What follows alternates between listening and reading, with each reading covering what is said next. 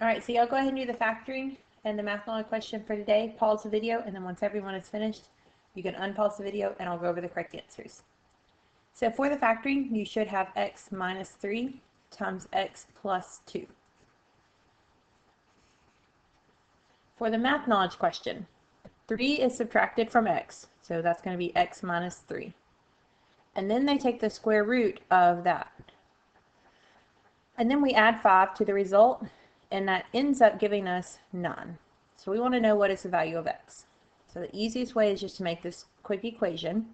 So then that means that the square root of x minus 3 has to equal 4, which means that x minus 3 would have to be 16. And so x would equal 19. So E would be your answer. Okay, so we are going to be looking at investigation 4 today. So y'all look on page 263 in your book and just start at the top. It goes through 1 through 10, and then it goes through A through G.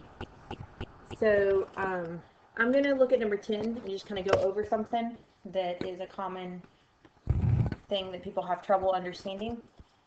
It asks for an inequality that gives the possible values of x. So the 46 and the 51 is going to tell you something about which side length is going to have to be bigger than the other. And you'll once you read through it, you should be able to understand that part. The part that you're not going to get probably right off is the fact that 2x plus 4 has to be greater than 0. And the reason it has to be a positive number because it's a side length. So that means that 2x has to be greater than negative 4. And if you divide by 2, that means that x has to be greater than negative 2. So that is part of the inequality for number 10. The other part you'll learn as you're working through the investigation. But that's a very common thing that people mess up on. They only find 1/2 of the inequality.